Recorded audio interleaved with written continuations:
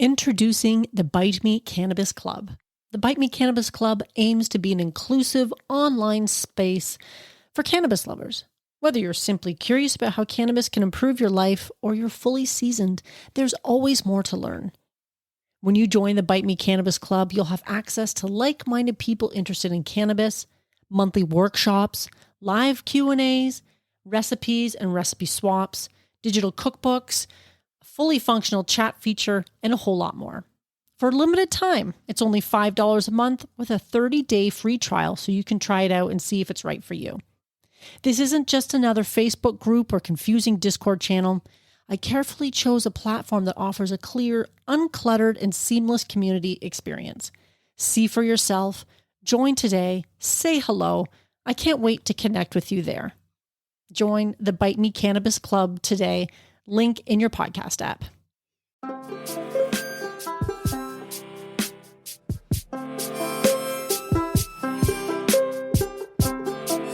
In this episode, we're going to do a new infusion that you can add to your arsenal, Infused Ghee. Welcome to Bite Me, the show about edibles where I help you take control of your high life. Sorry, I won't do that anymore. But I am your host, Marge, and I'm very thankful that you're here having a listen and learning along with me when it comes to cannabis edibles.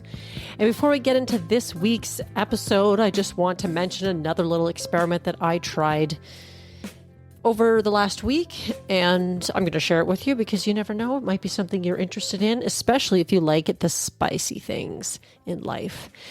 And what I did was, and I can't say I can take credit for this inspiration, but I sometimes like to get my nails done. And while I'm getting my nails done, the woman I see who's wonderful, we like to chat, and the subject of cooking often comes up because we both like to bake, we both like to cook. And she mentioned that somebody in her life really enjoyed spicy popcorn. And I thought, ooh, tell me more, because one of my favorite snacks is popcorn. And in my particular house, Chris is the popcorn maker. He is the resident popcorn maker. Sometimes he'll ask me to make popcorn, but I just give him that look like, come on, you know who the popcorn master is in this house. Because we do make air-popped popcorn. We've got this old popcorn maker that's been kicking around for, I don't know how long I've had it, forever. It looks kind of in rough shape actually, but it still does a great job air popping that popcorn.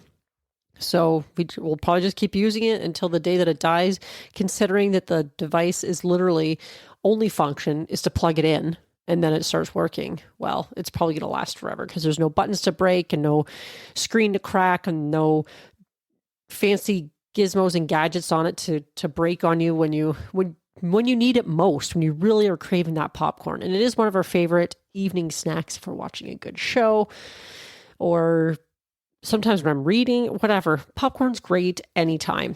And of course, you can infuse popcorn just by adding an infused topping. So keep that in mind. And I have done an episode at some point on caramel corn, I believe. I'll link to that in the show notes, because if you are a popcorn fan like I am, it's a simple recipe you can make to turn that delicious popcorn into something a little more gooey and sweet, and it's delicious. So I'll link to that in the show notes. But this is what gave me the inspiration. She mentioned that her father-in-law or somebody along those lines really enjoyed the spicy popcorn, and he made his own spicy powders. So this is what I did based on her recommendations. I tried it out, worked fantastic. I went to the farmer's market and I bought myself a bag of hot peppers. Now these ones, after I looked them up, were Anaheim peppers, which are a mild California pepper.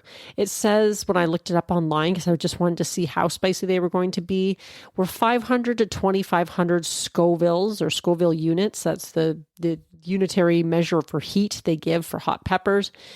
And that might sound like a lot, but that was quite a bit milder than the jalapeno. They're a fairly common pepper. You've probably seen them a lot. They're about 6 to 10 inches in length. They're kind of like crinkly almost, like they're not going to be like super straight. They usually have crinkles in them. Maybe I'll find an article and link to that in the show notes too, so you can compare. But basically, I chopped the tops off, sliced them in half. I did remove the seeds, and then I popped them into a dehydrator. let them dehydrate for as long as I could. I did have to put them back on a few times just because they were still a little had a bit too much moisture in them. You could probably do something similar in your oven at very low heat, or there's probably a few different ways you could do this, but I just have a dehydrator, so I'm like, I might as well use it. And once they were dehydrated, I put them in a jar because I didn't get around to finishing the process right away. But because they're dehydrated, they're not going to go bad on you too quickly. But then what I did was I tossed them in the blender and blended them up, and I ended up with pepper powder. It was that easy. It was so easy. And you could do that, of course, with jalapenos. You could do that with chilies. There's all kinds of things you could do that with. I mean, the list of hot peppers available and the varieties is quite stunning, actually. So if you are a fan of spice, this would be a lovely way to make those delicious, fresh peppers that you're seeing at the market right now, because there's all kinds of peppers out at the farmers markets or in grocery stores, to take a whole bunch of them and convert them into something that you can keep in your pantry and have access to whenever you're wanting to add something with a little kick to whatever you're making next, whether it be that bowl of popcorn or whatever else might be. The sky is the limit. So just a little fun project that I tried that didn't take that much time. I mean, chopping the tops off and slicing them in half was pretty, I mean, that took a bit of time, but it wasn't that bad. So something fun to try. Now, so for this week's recipe, we are going to be doing ghee. Now, this was another one that was inspired by Ardent. And ghee, if you haven't tried it before, is a really nice alternative to butter. And if you're wondering, well, what the heck is ghee? I'll tell you. You may already be familiar with it, but it's basically caramelized butter. If you're a butter fan, then you're probably going to like ghee. But the nice thing about it is that ghee is more concentrated in fat. So if you're opting for something that calls for butter, ghee might be an alternative because it is higher in fat content, and THC is fat soluble. So that could make the THC more bioavailable in whatever you end up using your infusion with. So I haven't really experimented too much, but I'm going to be, because I've got a bunch of infused ghee to use now. But one of the reasons it's so useful in the kitchen, whether you have it infused or not, is because it has a really high smoke point. It's often used in Indian cuisine. Refrigeration is not required because essentially ghee is a butter with all the milk fats removed. You can buy ghee in the store. No problem. It can be on the more expensive side, and you might look at the price and think, why would I buy that? But at the same time, when you see the process of how it's made, you can maybe understand why it's more expensive, because essentially you can make ghee at home on the stove as well. I've done it several times. I didn't do it for this particular one. I actually had ghee in my cupboard already that I used. But if you're so inclined, you can make your own ghee as well, because you're basically just gently boiling off the milk fats. It's a pretty fascinating little process. I'll link to a little article about it in the show notes as well, because you might, if you're interested in trying something like that out. But it is pretty interesting because you're just sort of gently boiling it on the stove, and you're boiling out the milk fats. It has a rich, nutty taste, which is quite nice and lends itself well to a lot of different foods or roasted vegetables, things like that.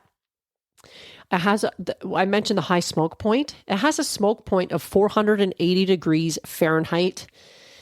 I have not converted that to Celsius, unfortunately, but it's high.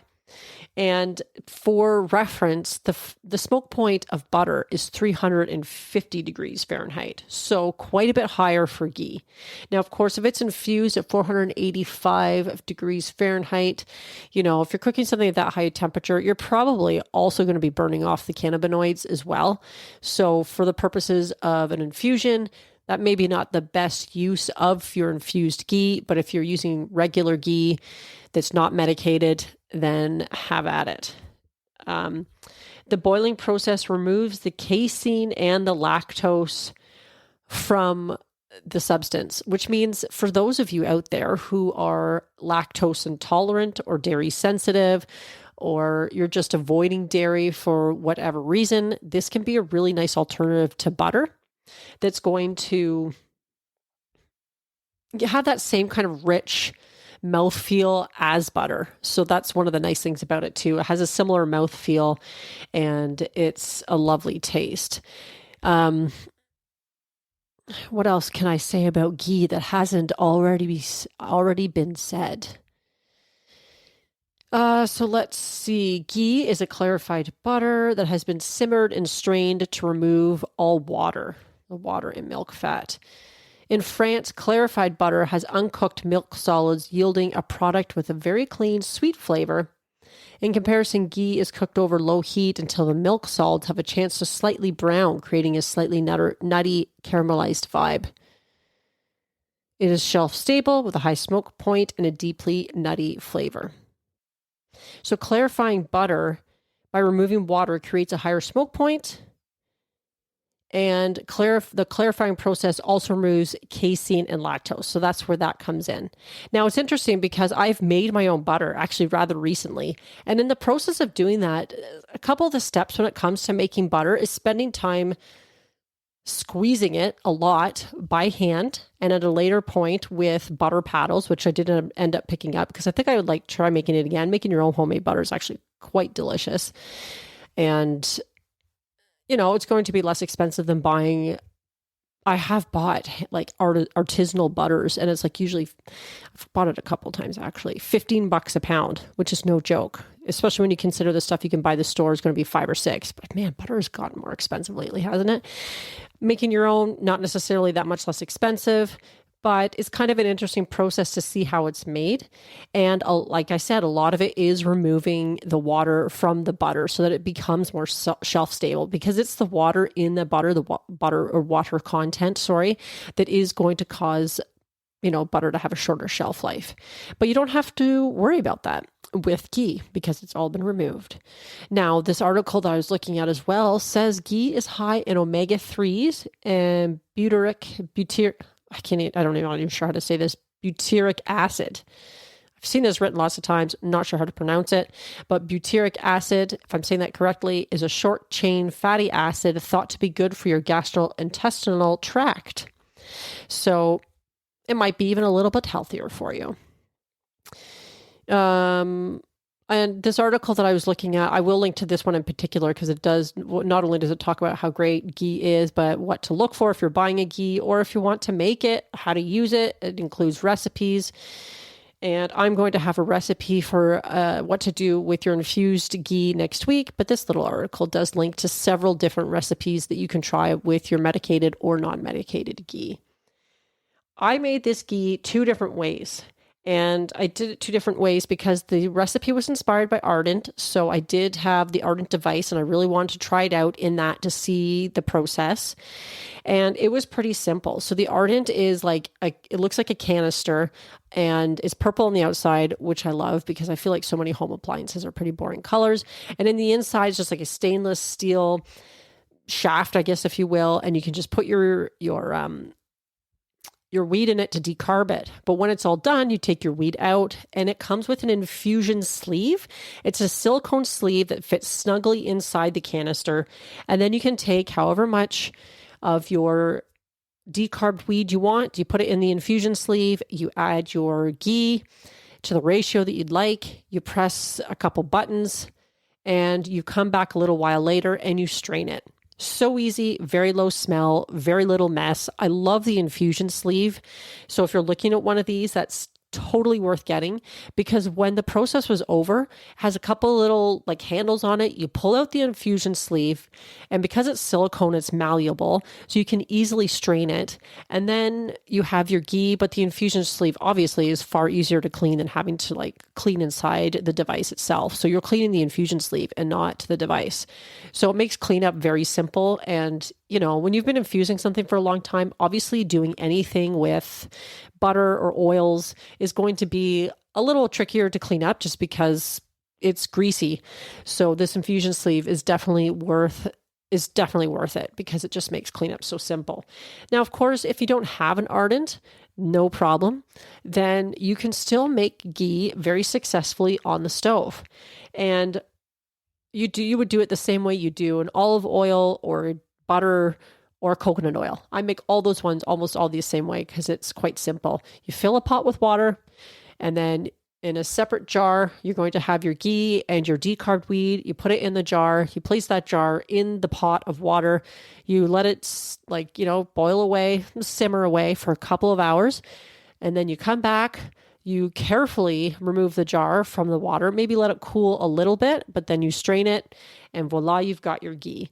So 2 very simple ways to make it. But one of the attractive things about ghee was, if I can find this article again, is the article talking about it on the ghee, on the Ardent website, was how potent ghee was. The article is entitled How to Make Weed Ghee in the Ardent Nova or FX Lab Tested Infusion Results. And Ardent does have its own line of ghee, which is interesting. So if you're looking to just have some ghee made, it's 100% grass-fed, non-GMO, organic, clarified butter. And that's going to be the best of what you can get. And it's made from unsalted sweet cream, sustainably sourced in Lancaster, Pennsylvania. So if you are in the States, and I guess if you're elsewhere as well, you could certainly order this ghee through the Ardent website. Ghee is widely available in grocery stores as well, or ethnic grocery stores, any of those types of places. It shouldn't be too hard to find. However, the 100% grass-fed non-GMO is a really nice classification when it comes to these types of fats, because my understanding is that a lot of toxins that the animal may have ingested or other things can reside in the fat or live in the fat.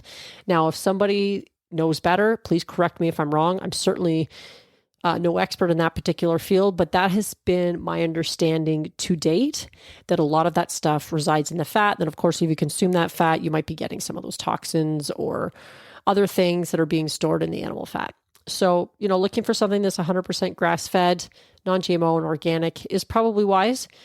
If you're buying that in the grocery store, that's going to be substantially more expensive than regular ghee. I will warn you. So, you have to make choices sometimes, but this is where sometimes even doing that extra step and making the ghee yourself can, mean you can buy a bit better quality butter and then make the ghee yourself. So options always. Take control of your high life, choose what's important to you, and do what you want moving forward with that. Now, from this article, so the interesting part that the Ardent article explores is that the efficiency of the ghee. So they put the ghee to the test with a cannabis infusion to figure out the infusion rate. Now, this was, of course, using their Ardent branded ghee. I imagine results would be somewhat similar with other quality ghees on the market that you would be using. I'm going to make that assumption in any case. Basically, when you're making it inside the Ardent, they are suggesting that a huge amount of the original activated milligrams of cannabis ended up in the ghee, and they figured they had an infusion rate of 90%, which is pretty substantial. I mean, there's always a little bit of loss when it comes to infusions as far as potency goes, but they're suggesting that the infusion, now this is in the Ardent, I'm not sure if it would be as efficient on a pot in the stove, but at the end of the day, you're going to end up with a very bioavailable infusion that's going to get you high. And really, isn't that what we're all looking for?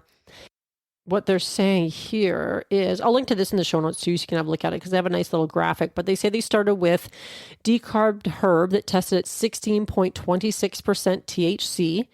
So that gives you 162 milligrams total that you're going to be working with in the infusion. They infused it into the ghee, or they infused that weed into their ghee, and it yielded 147.7 milligrams. And so if you move the decimal over and you divide the 147 by 162, that's 0.9074.